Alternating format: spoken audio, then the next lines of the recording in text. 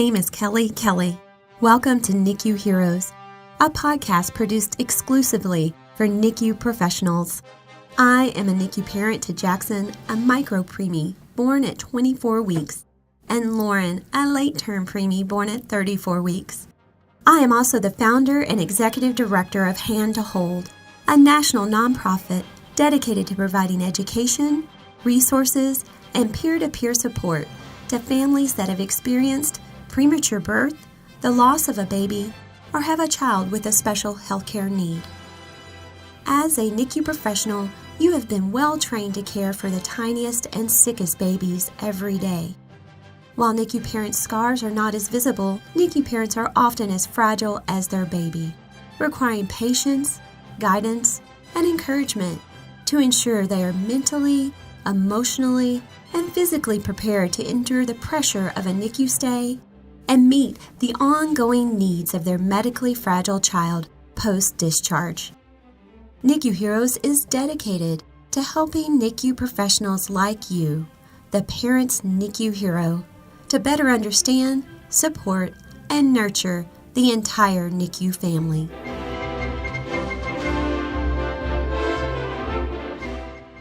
I was told it was important to bond with my baby, but I did not know how to bond with a child I couldn't feed, hold, or bathe, one that weighed a little more than a pound and was clinging to life on a respirator. I was so scared to touch him because I knew his fragile skin could easily tear. I was told not to speak to him in a voice above a whisper for fear of overstimulation. I honestly felt like a bull in a china shop, more like a bystander than his mother.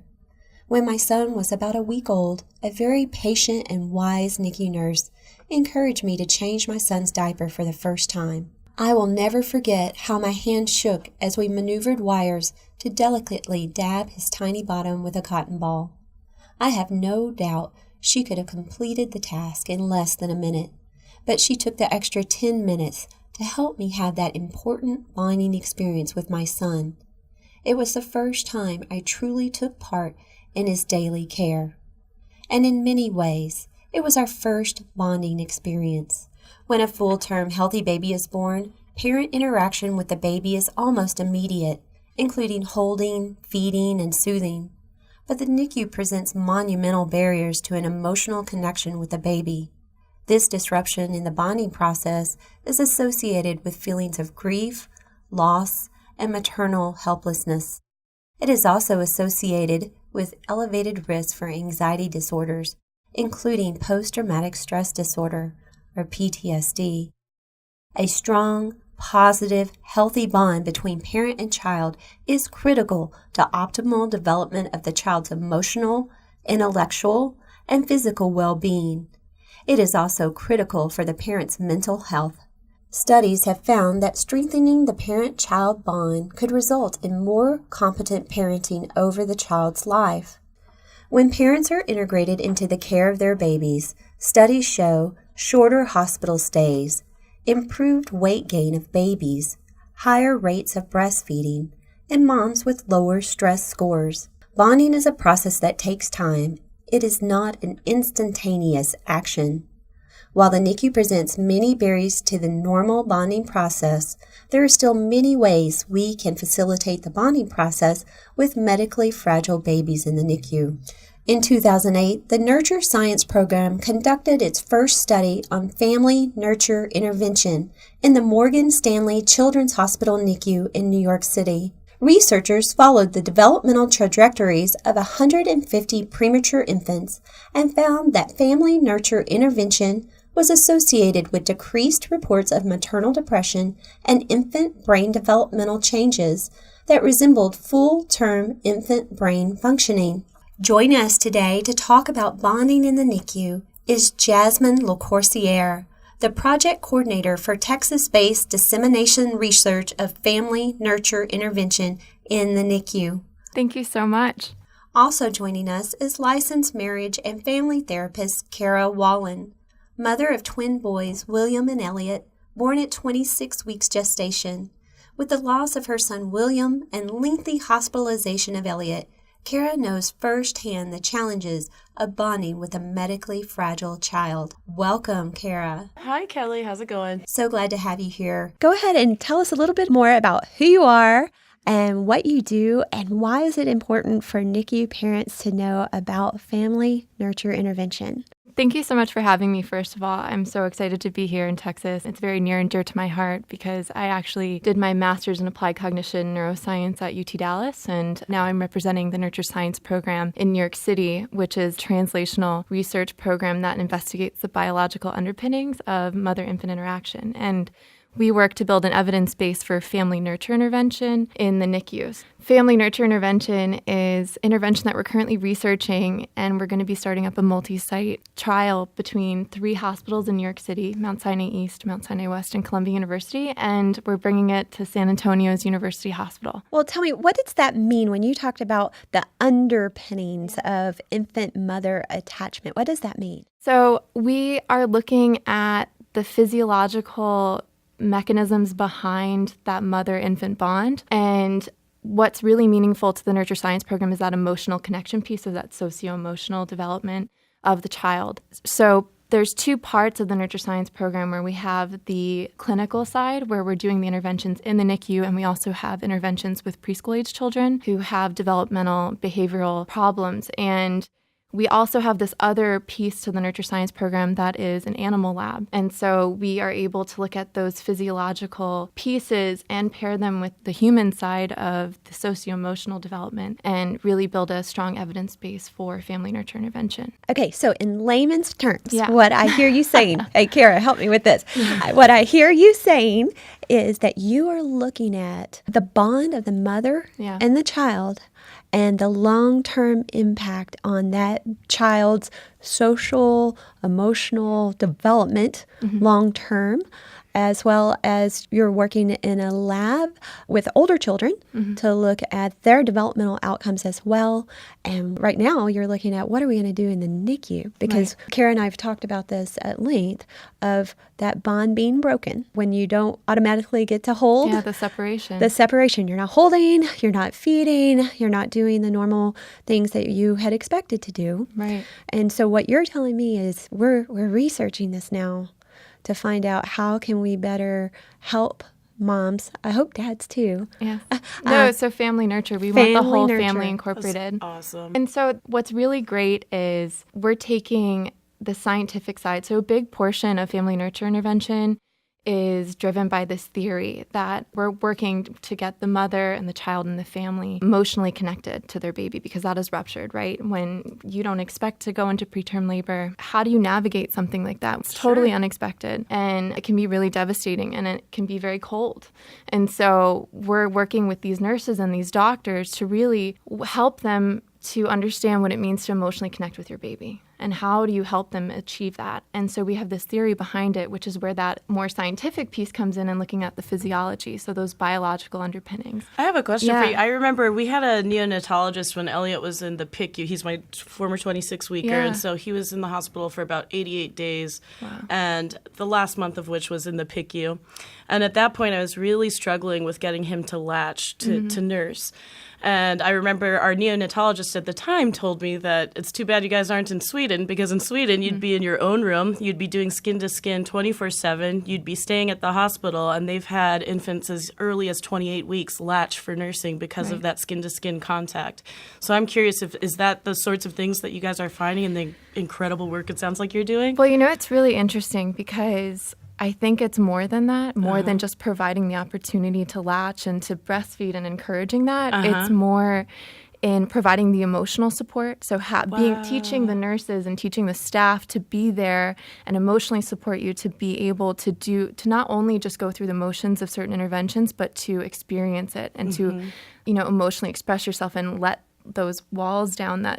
How do you do that in an environment where you and what's really great is, so we do kangaroo care, we do comfort touch, so if baby's not stable enough to come out of the isolette, putting the hands in. And I really want you to talk to us some more. I want to come back to that for sure, about the comfort touch. Yes. Because I want to make sure that our NICU moms that are listening, if no one's talked to them about that yet, that they really understand what is comfort touch, because so often we're scared to touch our babies. We're told very early on how fragile their skin is, that they're hooked up to lots of machines and wires. So can you tell me a little bit, like, how can I provide comfort touch even to a really tiny, sick baby? Yeah, so part of our intervention is that touch piece. And we want the nursing staff to help with this. And that's part of the initiative of Family Nurture Intervention, is to engage the staff to help mothers feel empowered to take part in the care of their baby. The comfort touch is a containment hold. So putting the hand, the big an important piece is having the hand over the gut, the stomach, and providing that containment on the stomach, and also pulling the feet and having that nice midline positioning. And just having, it's like that feather touch where you stroke. It can be very overstimulating to babies, especially because, the average premature baby experiences 7 painful procedures a day. And so those small, fast movements can be overstimulating to the baby. So this comfort touch is a more sustained hold, and you're providing the warmth and allowing that baby to have sensory integration. So when you speak to the baby and you have the comfort touch,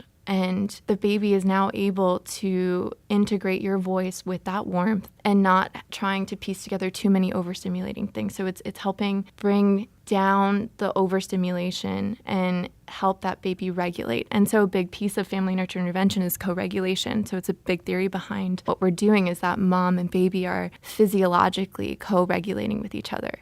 That means that we're syncing our heart rates and our breathing? So is that that's what we're talking about? Yeah, that's something that we're working on. Is part of what we're doing in our intervention is we have ECG, so we're recording the heart rate of mom and baby during holding sessions, so kangarooing or during comfort touch. And we're looking at how the heart rates are syncing up, and we're seeing it. And so it's really amazing. Yeah, so when baby's heart rate's going up, you actually see something that's really interesting. Sometimes mom's heart rate will go down, and you'll see that pull down baby's heart rate to a resting heart rate, which is really amazing to see the physiology. You're co-regulating. So that's a big piece of what our interventions are striving to do. I wanted to go back for a second. Yeah. I do think it's so important, the nurse's role in this. We need to know how, if we're putting our hand on their gut and their heads, and we need to know how to do it correctly. Exactly. I was wondering, are you also working with neonatal therapists? Because I know they play a big role in helping us with knowing how to touch our babies, and developmentally, physically, those occupational physical therapists play those big roles for parents and teaching us to do those things. So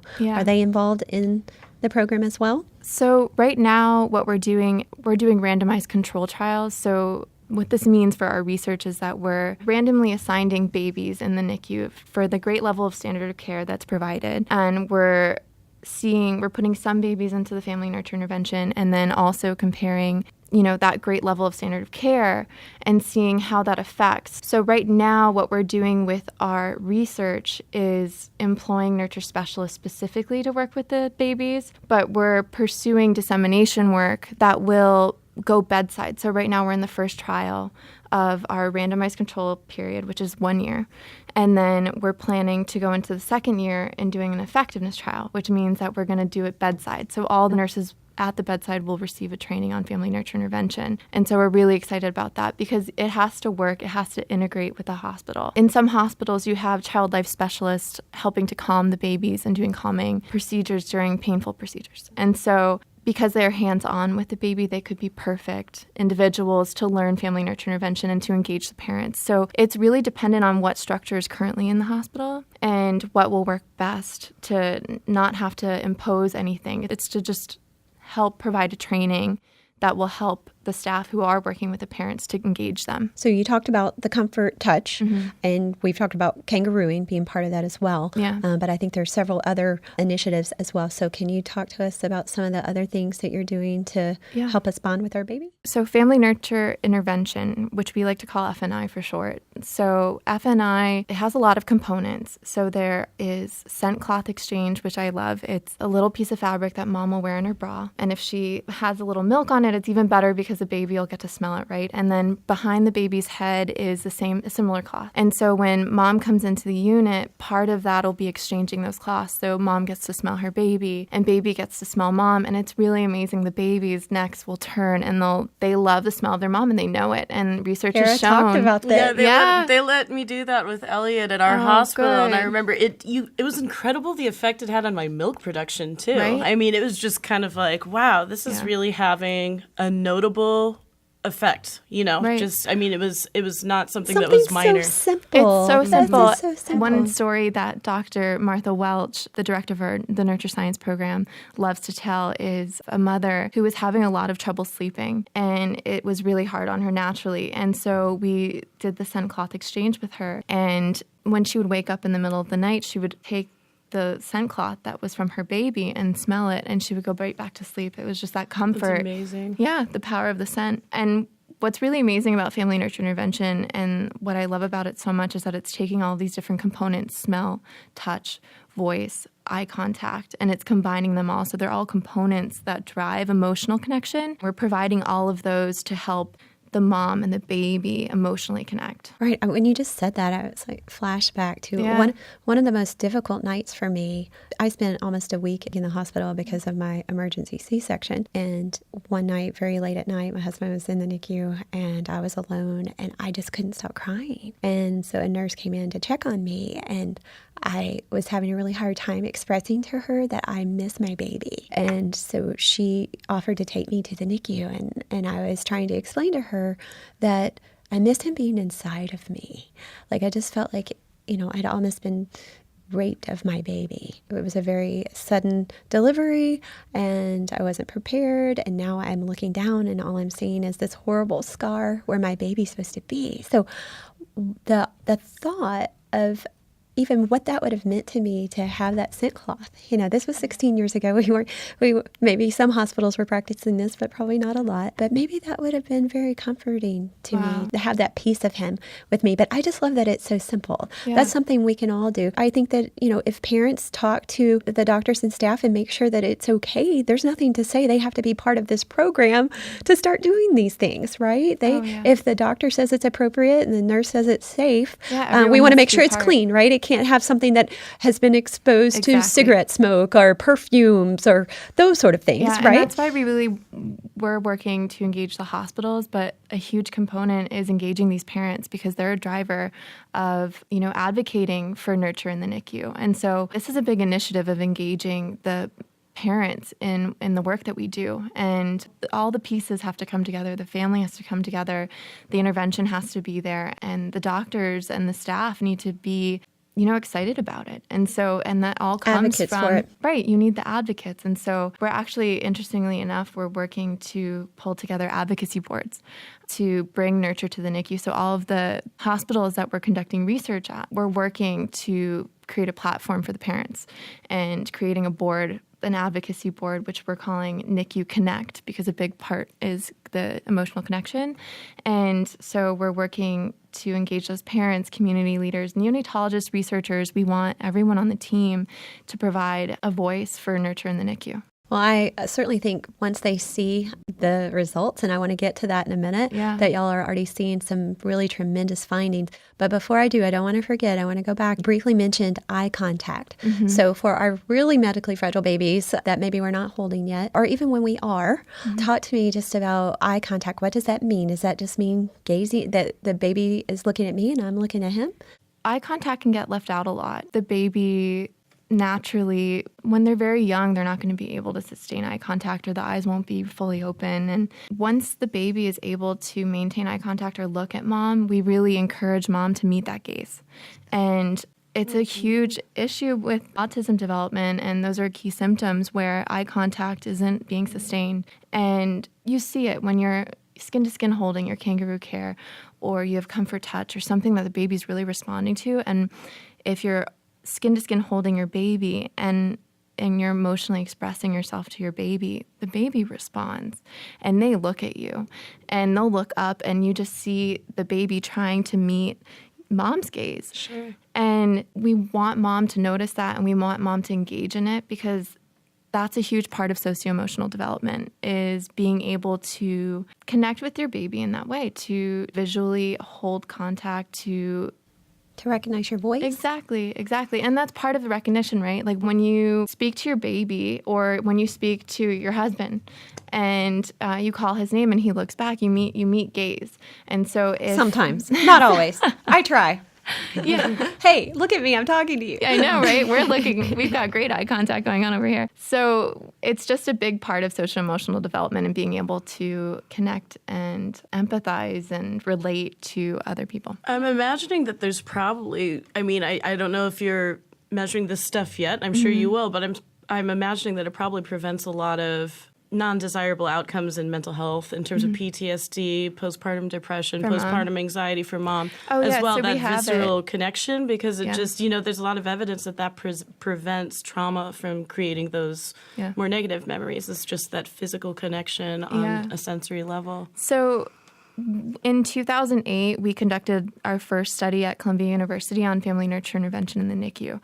We did measures on mental health of mom, and we had lower rates of depression and anxiety, and it predicted the first year of life of the baby. So we were seeing these long-lasting effects of mental health in mom. Right. And we did behavioral coding, so we have videos, and we look at it and how mom is interacting with baby and how baby's interacting with mom, and we saw like higher quality of maternal caregiving behaviors from the intervention. So the moms who received it. So moms are engaging more in the care of the baby because of these interventions early on. Exactly. Fantastic. So there was eye contact. I believe we talked briefly about voice, right? So that's reading and singing. Voice is a huge component of establishing emotional connection, and it's a big way that we communicate and relate.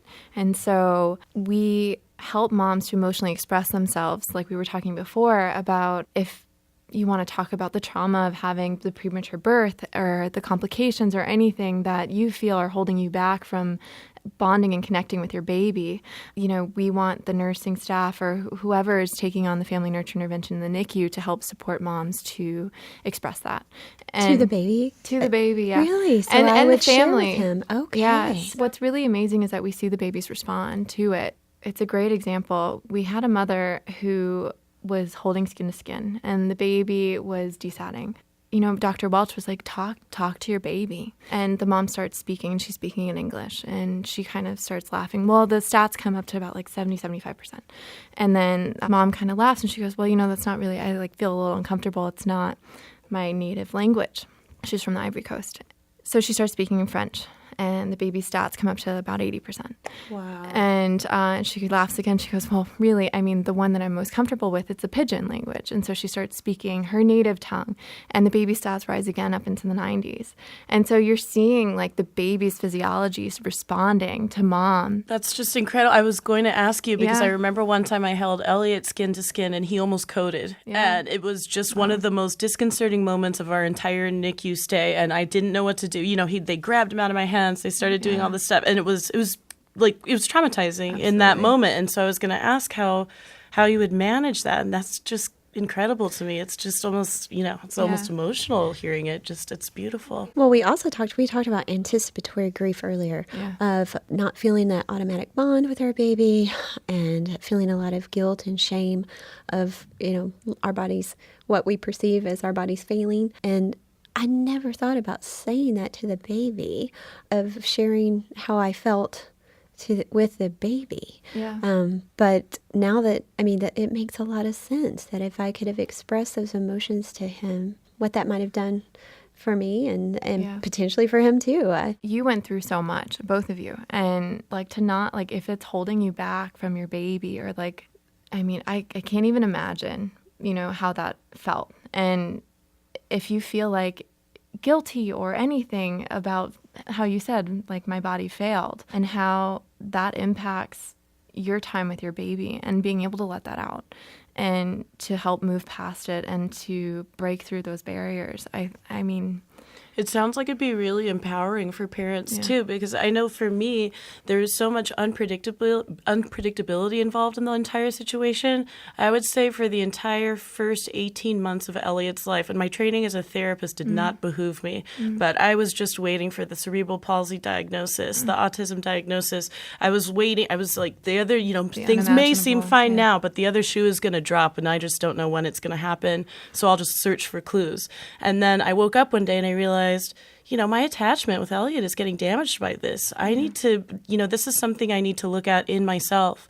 And so it sounds like the type of bonding that you guys are promoting with this program, it's just incredible because it takes that shame, the guilt, that stigma, that silence away from the family and creates this safe space to be able to grow even from an initial trauma together. I mean, I don't know. And I think it helps us develop a relationship with our medical staff too. Exactly. Which sometimes we don't know how to communicate with each other effectively.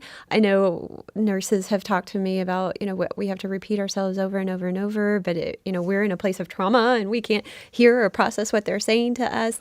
Such a hard situation. I think there's also some judgment of parents not being there, not participating, not being at bedside. But if nurses can teach us how, but if they can make us feel welcome, and if they can see the results of having us interact in this way, I just think it can be extremely powerful.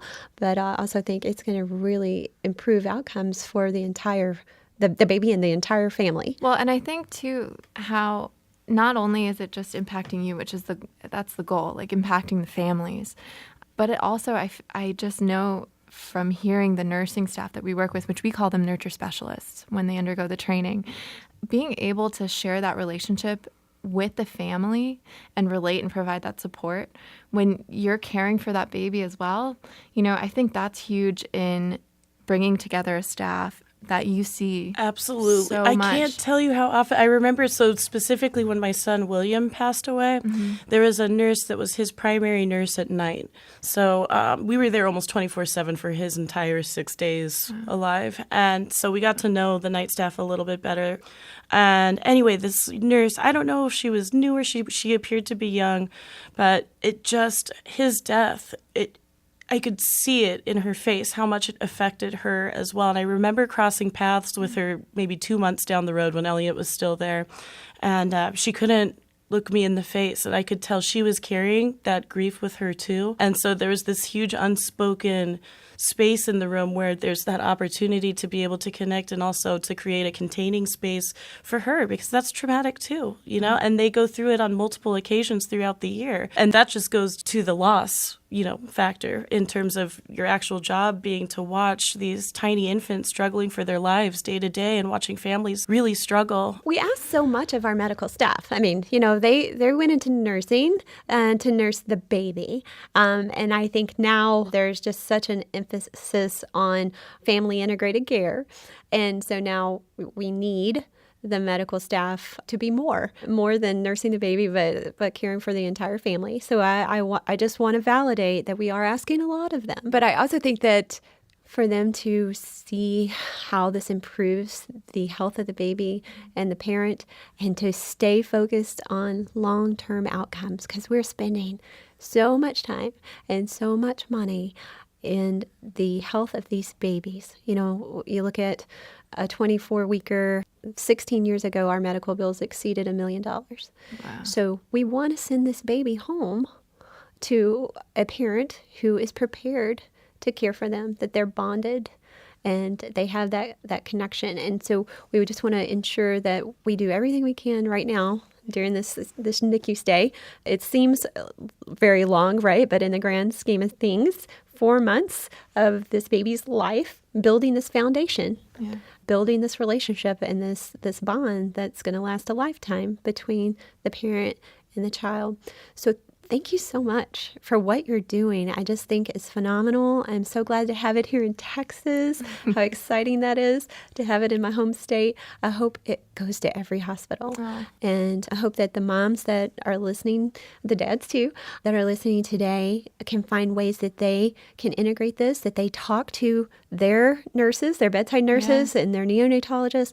What can I do? How do I bond? Can I do scent cloth? And Kara mentioned something earlier about her nurse holding a mirror so she could see her baby as she was doing the kangaroo care. So, let's share these best practices and support our parents in bonding with our baby. But congratulations on the results so far. Thank you. Keep up the incredible work.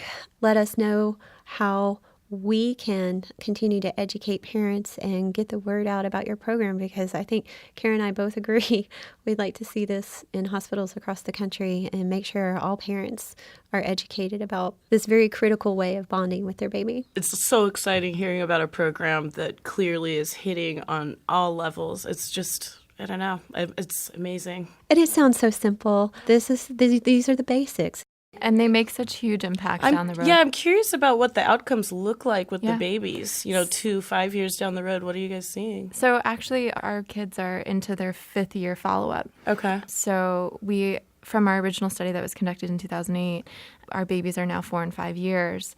And we spoke about the mom's outcomes before with lower anxiety and depression, higher quality maternal caregiving. The kiddos, we followed up until 5 years. And so we have something that's commonly given for neuro assessment is the Bailey. Sure. And so we did that at 18 months. And our kiddos who received the family nurture intervention, had higher cognitive and language development at 18 months.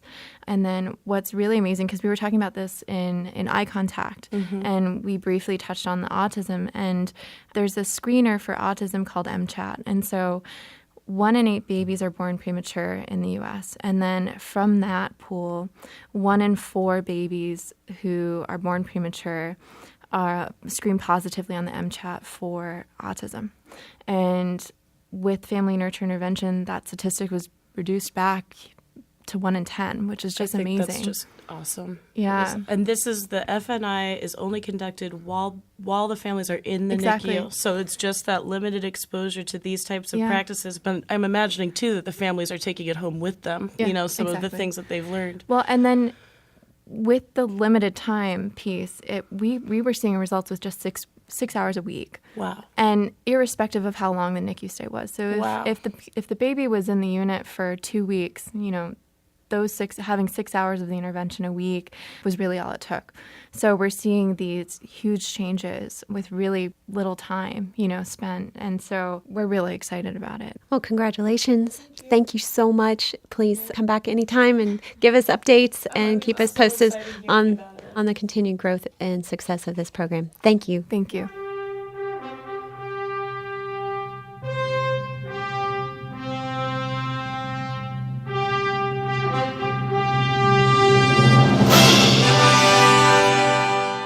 In order for NICU babies to thrive after discharge, they need smart, informed parents who understand their needs and are emotionally and physically capable of caring for a medically fragile child. Be a hero and help NICU parents connect to the education, resources, and support they need to soar.